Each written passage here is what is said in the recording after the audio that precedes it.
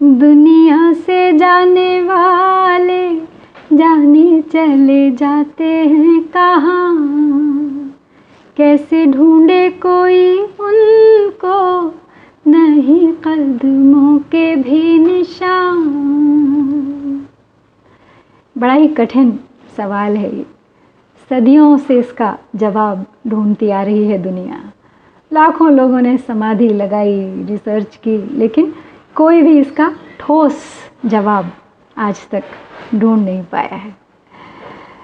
आजकल पितृपक्ष चल रहा है, पितरों का पखवाड़ा, फोर्टनाइट ऑफ एंसेस्टर्स। तो इन दिनों तो ये सवाल कुछ और भी ज़्यादा ज़ोर से दिमाग में आता है। बहुत सारी अटकलें लगाते हैं लोग, बहुत सारी कहानियाँ हैं, बहुत सारे near death, back from dead experiences हैं, किताबें भरी पड़ी हैं ऐसे एक्सपीरियंसेस से। बहुत लोग मानते हैं कि मरने के बाद भी कुछ लोग लौट के आते हैं, लेकिन कोई प्रूफ नहीं है इसका किसी के पास, क्योंकि जो गया, जो लौट के आया, वो गया तो अकेला ही था, उसके साथ कोई विटनेस तो था नहीं। तो कैसे विश्वास कर लिया जाए? अपनी अपनी आस्था है, अपना अपना विश्वास है। तो हम बात कर रहे हैं आज कर्ण की, कि कर्ण मर के जिंदा होके लौट आए थे। तो आखिर कर्ण क्यों और कैसे जिंदा हुए और पृथ्वी पर लौट के आए? अब क्राइस्ट के जिंदा होने की कहानी सबने सुनी है, लेकिन कर्ण के जिंदा होके लौट आने की कहानी शायद बहुत लोग नहीं जानते हैं। मान्यता है, इसलिए आपके साथ बांट रही हूँ आज ये। तो कर्ण को तो सब जानते हैं, महाभारत के हीरो थे वो। महाभारत के युद्ध में उनकी मृत्यु हुई थी। कुंती के सबसे बड़े पुत्र थे, कुंवारी थीं जब वो पैदा हुए थे। सूर्य भगवान की कृपा से तो उन्होंने समाज के डर से उन्हें बहा दिया, लेकिन अपनी पहचान तो कैसे छुपाते? वो कवच और कुंडल सहित पैदा हुए थे, जो सूर्य भगवान के पुत्र होने की निशानी था। तो अब कर्ण के साथ ऐसा हुआ, वो बहुत दानवीर थे, मतलब बहुत दान दिया करते थे, और यहाँ तक कि उन्होंने अपनी परवाह ना करते हुए, लहूलुहान हो गया शरीर, लेकिन अपना कवच कुंडल भी इंद्र को दान कर दिया। तो ऐसे दानवीर थे कर्ण। अच्छा, आपको पता है एक बात, कि जैसे इस दुनिया में हमारा प्रमोशन होता है, हम पैदा होते हैं, छोटे बच्चे होते हैं, फिर हम बड़े होते हैं, हम स्कूल जाते हैं, हम कॉलेज जाते हैं, हम नौकरी करते हैं, हमारा विवाह होता है, हमारे पुत्र पुत्रियां होते हैं, हमारे पौत्र होते हैं, हम ग्रैंड पेरेंट्स बन जाते हैं, और चलती रहती है ज़िंदगी ऐसे आगे। एक सीरीज़ ऑफ लेवल्स हम क्रॉस करते जाते हैं। अपने जॉब में हमारे अलग अलग प्रमोशंस होते हैं, अलग अलग डेजिग्नेशंस होते हैं, और ये सिलसिला प्रमोशन का ये रुकता नहीं है, ये मृत्यु के बाद भी चलता रहता है। ऐसा मान्यता है ऐसी कि यहाँ से जब हम जाते हैं ऊपर, तो सीधे हम ईश्वर के पास नहीं पहुँच जाते। इस आत्मा का परमात्मा से मिलान फर्स्ट गो में नहीं होता, वहाँ पे इंतज़ार करना पड़ता है। There is a waiting station called पितृलोक। तो पितृलोक में पहले हम जाके ठहरते हैं, और वहाँ पर एक साथ 3 पीढ़ियाँ ठहर सकती हैं। तो 3 पीढ़ियाँ वहाँ रह रही होती हैं। तो जब नीचे से कोई अगली पीढ़ी पहुंचती है संसार छोड़ के पितृलोक में, तब जो वहाँ के सीनियर मोस्ट होते हैं, उनकी बारी आती है ईश्वर से मिलान की। तो ऐसी मान्यता है। इसका मतलब ये कि पितृलोक में, अच्छा पितृलोक में एक चीज़ और है, एक फ़ायदा है वहाँ पितृलोक में रहने का। सो इस वेटिंग पीरियड में अगर बाई चांस आपको ज़रूरत पड़ी, तो आपको वापस नीचे भी भेजा जा सकता है। तो वही है कि आप मर के भी ज़िंदा हो सकते हो और फिर से वापस जा सकते हो वहाँ, बिकॉज़ फाइनल डेस्टिनेशन अभी आया नहीं है। तो कुछ ऐसी ही है कर्ण की कहानी। तो जब महाभारत युद्ध में कर्ण की मृत्यु हो गई, तो पहुँच गए वो पितृलोक, यमराज ले गए उन्हें वहाँ, और उनका बही खाता खोला गया। चित्रगुप्त ने हिसाब लगाया उनके कर्मों का, तो सब लगभग ठीक था। लेकिन फिर जब डिनर सर्व किया गया, तो सोने की थाली में जेवना परोसा, वो भी सोने का। तो सोने की थाली में सोने का भोजन, पानी भी सोने का, रोटी चावल दाल खीर सब सोने का। तो अब कर्ण काफ़ी देर तक तो घूर घूर के उस थाली की तरफ देखते रहे क्या खाएं। तो जब उनसे रहा नहीं गया तो उन्होंने फिर यमराज से आखिर पूछ ही लिया कि ये क्या है, इसे कोई कैसे खा सकता है।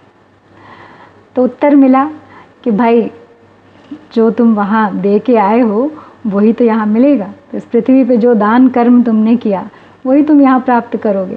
तो तुमने कभी अपने पुरखों का तर्पण किया, कभी भूखे ज़रूरतमंदों को खाना खिलाया होता तो यहाँ मिलता। तुमने दान किया सोने का, धन का, संपत्ति का, तो जो दे के आए हो वही भोगो।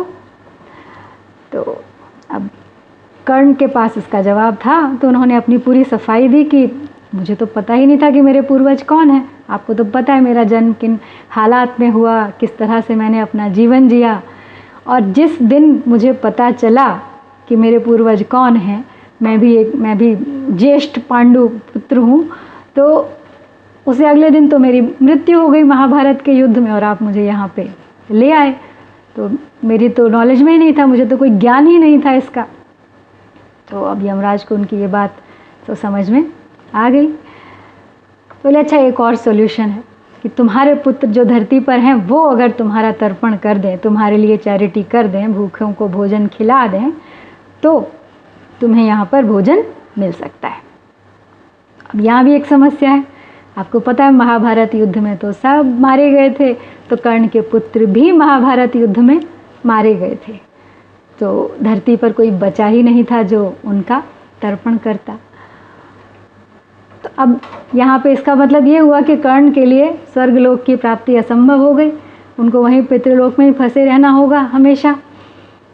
तो इसका क्या सॉल्यूशन हो? तो यमराज बॉस थे वहाँ के, तो उन्होंने थोड़ा सा डिविएशन किया और उन्होंने डिसाइड किया कि अच्छा सॉफ्ट कॉर्नर भी हो गया होगा कर्ण के प्रति, कि तुम्हें हम 14 दिन के लिए वापस धरती पर भेजते हैं, जाओ अपने पूरा तर्पण इत्यादि करो और फिर लौट के आना, तब भोजन मिलेगा। तो कर्ण को इस तरह से 14 दिन के लिए धरती पर भेजा गया और वहाँ पर पहुंचकर उन्होंने पूरे विधि विधान से अपने पितरों का तर्पण किया। तब जाके कहीं कर्ण की एंट्री पितृलोक में फिर से हुई और वो एलिजिबल हुए स्वर्ग जाने के लिए। तो देखिए पितरों का तर्पण इतना आवश्यक है इस जीवन में कि इसके बिना आपके लिए न मोक्ष है न स्वर्ग है। पितृलोक में भी आपको टेम्परेरीली अकोमोडेशन मिलेगा। तो फिर वो ये जो 14 दिन होते हैं, जितने दिन कर्ण यहाँ रहे, उसी को पितृपक्ष या पितरों का पखवाड़ा कहा जाता है। इसको बंगाल में महालय पितृपक्ष भी कहते हैं। और जो आखिरी दिन होता है आश्विन अमावस्या का, तो उस दिन कहते हैं जिसको अपने पितरों की मृत्यु की तिथि ना पता हो, किस दिन किस डेट को डेथ हुई है ना पता हो, तो आखिरी दिन हर किसी का श्राद्ध किया जा सकता है। तो अब क्या सीखे इससे हम? कि दान का बड़ा महत्व है, जैसी करनी वैसी भरनी, जो बोओगे वही काटोगे। तो भैया सब लोग खूब दान पुण्य कीजिए, खासकर सबसे बढ़िया है अन्न का दान। अन्न का दान कीजिए, भूखों को भोजन खिलाइए, किसी का पेट भरिए, लेकिन पूरे मन से, पूरे प्रेम से, पूरी श्रद्धा से, ठीक है। और एक छोटा सा दान इधर भी कर दीजिए, क्योंकि मेरा ये जो चैनल है इसको आपके दान की ज़रूरत है। सब्सक्राइब कीजिए सबसे पहले, सबसे ज़रूरी। अभी इसी समय नीचे बेल आइकन दबाइए, एक लाल रंग का सब्सक्राइब ऑन योर राइट दिखाई देगा, उसको बस टन से उसकी घंटी बजानी है। और अगर आपको पसंद आता है मेरा काम तो लाइक कीजिए, कमेंट कीजिए, अपने मित्रों परिवार वालों के साथ शेयर कीजिए। और एक बार फिर लौटूंगी किसी और विषय पे चर्चा लेकर। मैं भारतवाणी से कविता, हु सिंग्स इंडिया, जो गाती है भारत के गीत और जो कहती है भारत की कहानियाँ। तो लौटेंगे फिर किसी मंत्र, किसी ग्रंथ, किसी कहानी, किसी किस्से के साथ।